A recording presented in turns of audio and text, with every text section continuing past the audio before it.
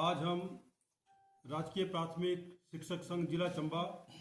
अपनी जिला कार्यकारिणी और हमारे खंड के अध्यक्षों के साथ आज आपके सामने प्रेस के साथ हम अपनी बात रखने जा रहे हैं ताकि हमारी बात आपके माध्यम से सरकार तक पहुंचे और जो आम लोग हैं उन तक भी पहुंचे कि जो प्राथमिक शिक्षक संघ है, आप सभी लोग जानते हैं कि 26 अप्रैल को एक सांकेतिक धरना हिमाचल प्रदेश के चौड़ा मैदान में हमारे संगठन की ओर से दिया गया था और उस धरने का जो नोटिस था वो 16 अप्रैल को ही सरकार को दे दिया गया था। और ये सब करने के बाद भी, उस धरने के बाद आप सभी जानते हैं, मीडिया बंधु के माध्यम से, आप मीडिया के माध्यम से सबको पता है कि हमारे 10 अध्यापक साथियों को सस्पेंड कर दिया गया। इसी के साथ हमारे 900 अध्यापकों के ऊपर FIR कर दी गई। इसी के साथ अन्य अनेकों आदेश ऐसे निकाले गए जिसमें एक दिन की पे काटने की बात कही गई, ट्रांसफर करने की बात कही गई, यहां तक कि रिटायरमेंट करने तक की भी बात यहां पे कही गई। हमारा देश है एक लोकतांत्रिक देश है और लोकतांत्रिक देश में आपको पता है कि कुछ अधिकार हमें मिले हैं और जहां एक और सरकार संविधान की कॉपी लेके जगह जगह धरने देती है या प्रदर्शन करती है कि संविधान को बचाना है, मगर उसी संविधान के तहत जो हमें अधिकार मिले हैं उसका दमन ही सरकार कर रही है। एक लोकतांत्रिक व्यवस्था में अगर हमने अपना कोई मांग रखनी है या कोई बात अगर हमारी जो पीड़ा है सरकार को बतानी है तो उसका तरीका यही है, पहले तो हम उनके साथ विनती करते हैं। और मैं आपके माध्यम से बताना चाहूँगा,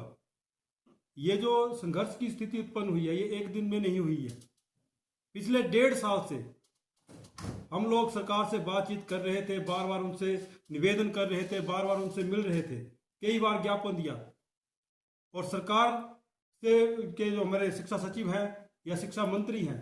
कम से कम 7-8 मीटिंगें हमने उनके साथ की हैं।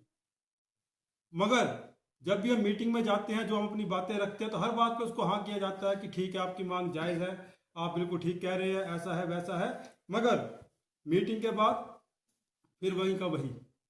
जो मीटिंग में कहा जाता है उसके विपरीत बाद में कोई आदेश निकला नहीं। तो शिक्षा है या स्वास्थ्य है, वो जो है वो सरकार की जिम्मेवारी है।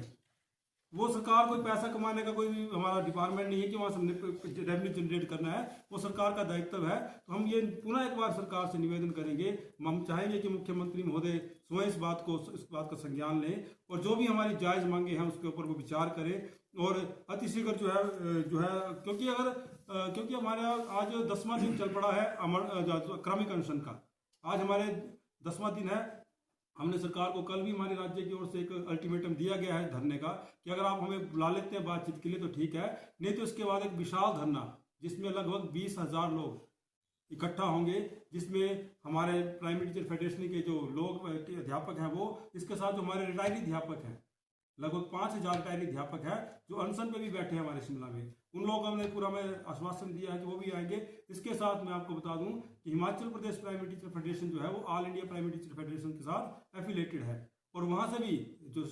राष्ट्रीय हमारे अध्यक्ष है या हमारे अन्य स्टेटों की जो कार्यकारिणी है वो भी हमें पूरा सपोर्ट करने के लिए तैयार है और वो भी हमारे धरने में आने के लिए तैयार है। तो मैं सरकार से यही विनती करूंगा कि इससे पहले कि और अधिक टकराव बढ़े या अव्यवस्था बढ़े, आपसे निवेदन यही है कि आप लोग हमारी मांगों को माने और जो भी हमारे अध्यापकों के खिलाफ कार्रवाई की गई है उसको वापस लिया जाए और हमारे जो